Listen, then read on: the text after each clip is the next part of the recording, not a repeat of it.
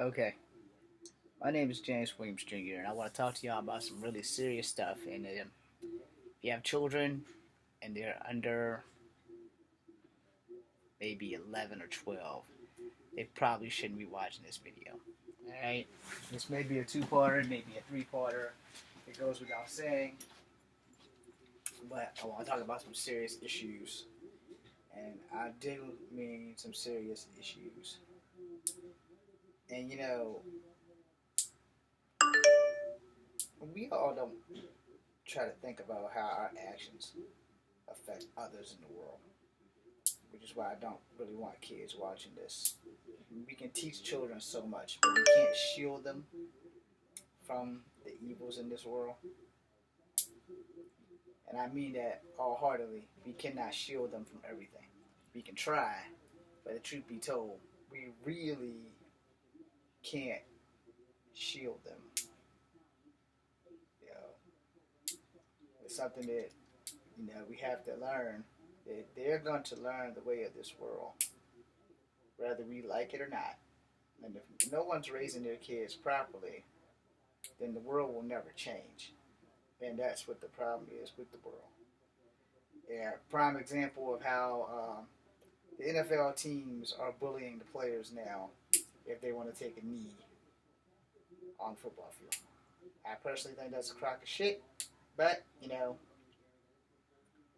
I'm also a vet, so I'm kind of on the fence, but I'm not really on the fence because if you're taking a knee for something political or something racist, you'd have to be a victim of racism to understand why the football players are doing it.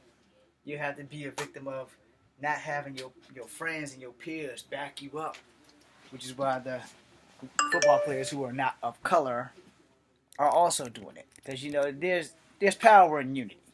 Simple as that. There's power in unity.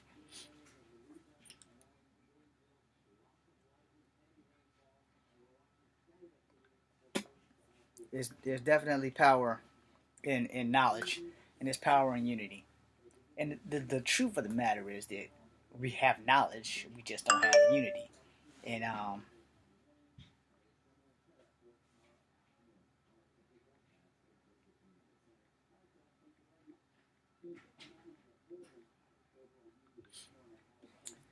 but with the things that's happening in this world,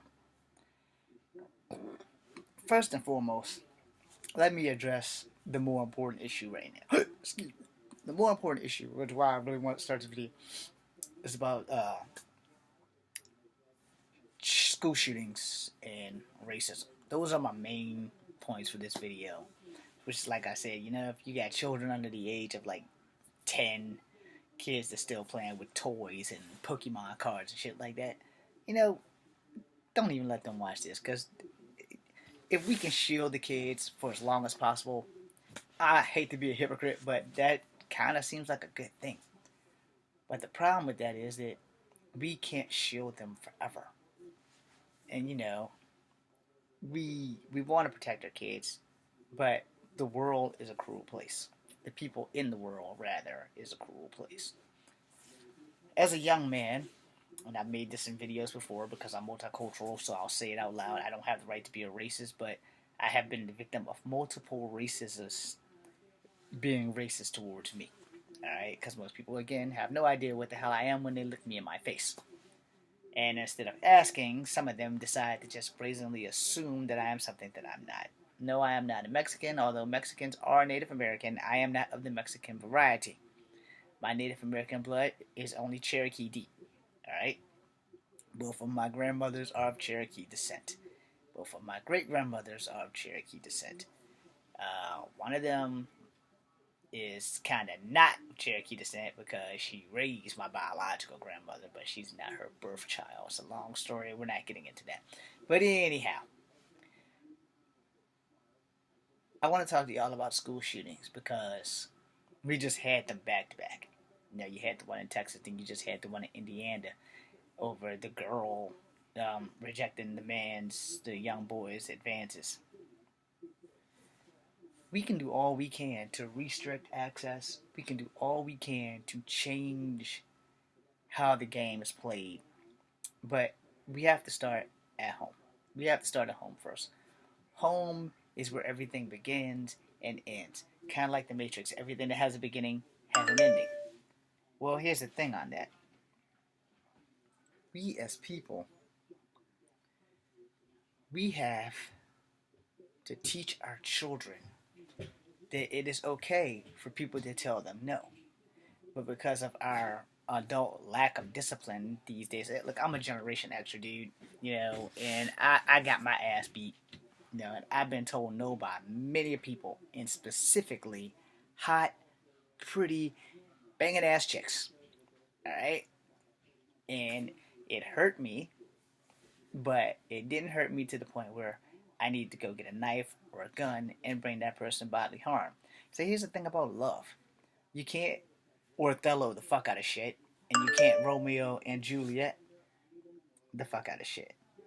Now, granted, those are fictional characters made up by William Shakespeare, because back in the time of Shakespeare, people probably would have died if there was no form of entertainment besides the violence that was already around them and the rule of everyone and everything and tyrants and all that shit.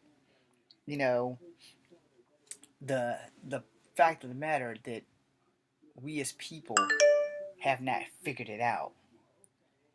So we're another generation raising another generation of people who have not figured it out. School shootings. As a person who joined the military, I never liked guns. I didn't join the military to kill people. I joined the military so that people wouldn't kill my people. I also joined to die so that if I die in the military, I would die a hero rather than die on the streets of Charlottesville as a zero. And the typical colored person stereotype, oh, he was a drug dealer, or he was a son of a bitch, or he was somebody who weren't worth shit. But at least if I served the armed forces, at least if I attempted to make a difference in this world and be part of something that's bigger than myself, I would I would feel a sense of belonging. A lot of reasons why these young men go off and shoot these young girls and other things is just straight jealousy or that rejection and not being able to handle it. In the case of the young man who's in custody who shot the girl that he claimed he loved, but because she rejected him, dude, man, you're another dumbass that really threw your life away for nothing. Women outnumber men 10 to 1. You would have found another hot girl who would have probably said yes had you given your life half a fucking chance to do so. But because of the youth of America, and because we don't have groups like pt1 um, singing songs like the youth of the nation to keep us informed of this shit. Y'all remember that? What the hell? I don't remember the lyrics. But the POD dudes, man, they're really good guys. They wrote a song called "Youth of the Nation." You guys should listen to it, and especially you new guys coming up, you new young people coming up. Y'all really need to listen to "Youth of the Nation" about the kid on the skateboard who caught two to the chest. Because he was at school, he was skating, and he didn't kiss his mom goodbye or something that day, and he didn't know he wasn't gonna be coming home, and we need to reflect on songs like that, and we need to teach these songs to the next generation of kids so that they'll know. You don't know what your actions will do to somebody else. People in my family laugh at me because when I drive, I keep my phone in my pocket unless it needs to be charged, and I never answer my phone. And if I'm not in the passenger seat, my phone will ring. It will ring until the motherfucking batteries pop out because I don't want to kill someone looking at my cell phone instead of keeping my eyes on the road. My late father and I got into a fight about cell phones because you have them, so when you're driving down 64, you should just automatically pull the fuck over so that you can answer the phone.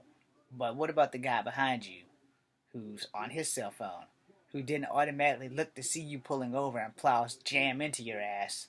while you're sitting in your car because they're on a cell phone. I know you're thinking, what the fuck does this have to do with school shooting? Social media has a lot to do with school shooting. Social media is a way that we can prevent school shooting. Cell phones, I technically consider that a part of social media because I'm on the motherfucker right now. The point is, we need to take technology and set it to the side a little bit. And instead of like letting our kids run amok, we need to sit down and talk to them. We need to ask them, what in the hell is going on in your life today? How did you do today? Did anybody bother you today? How's school? Are you loving the subjects that you are learning? You only have a few more years to go, and then you're going to enter the real world. And we need to prepare them that the real world is not sunshine and fucking lollipops and unicorns that spit out money and shoot out purple rainbow shit turds and things. And, you know, that you can rub the horn of a unicorn all you want, but you're never going to get the gold. But in the real world, we have to prepare them. You know, you're not going to be riding around on a fucking winged unicorn or a unicorn at all. You're not going to be fucking happy.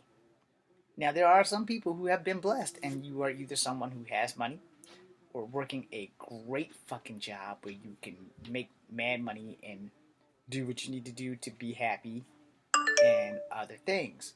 But in the real world, there are some people who, like me, don't get to live their passion, don't get to live their dreams, don't get to accomplish anything with their lives that they want because other people have a means of fucking it up. Henceforth, that language is why this is not for children. I watched basically the aftermath because if there was any footage of the school shootings, you know they can't show that shit on TV. I mean, they can show clips of the news about where the schools are, the victims. They can show their pictures, but they can't show the aftermath. And when we watch these things, you know, I don't know what color the kid was that did the shooting. I know that there was a young white girl that died, and this doesn't have anything to do with race. And the thing is that, you know, when you watch these things, you think, what kid has access to a gun? How the fuck did he get it to school for one without it being seen? I'm pretty sure it wasn't an M4 because unless you're like the M4 breakdown champion, which there probably does happen to be one that does exist, but you know, that's not the kind of thing that you would think a kid would like be able to whip his backpack out, unrock an M4, and nobody would be able to notice him as he's putting it together. Now, in the last school shooting, I think that the guy used a rifle or a shotgun for the whatever was the last one with the young lady that died. We are not raising our children right. All right. Now, all of us aren't at fault. Trust me when I tell you that all of us are not at fault. And you know, we we I'm trying to see if I can word this right. We don't all need to take the blame, but we all do need to take action. No one raises a serial killer. All right. No one raises a school shooter. No one raises them. And before we go jumping down the parents' ass, you can't watch your child 24 hours a day. You who are watching, you don't know if your child's a school bully or a victim of a school bully because we don't talk to our kids. These damn things right here, that's their world, man. I'm 44. I'm still figuring out shit. I got texting down. My shit don't have a FaceTime, but Messenger has a video. I'm still learning that shit. You know, technology is great when it works, or when it works for those who know how to use it. I'm on a video camera right now on my Mac because I haven't figured out how to record with that camera and then transfer it to here.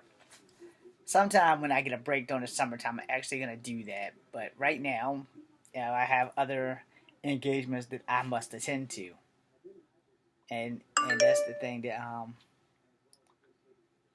that I have to deal with. I want to get into the school shooting a little deeper, so I'm gonna make a second video. All right, so you guys hang on because we're at the 14-minute mark. I figured I'd stop. Actually, we're at the 15-minute mark.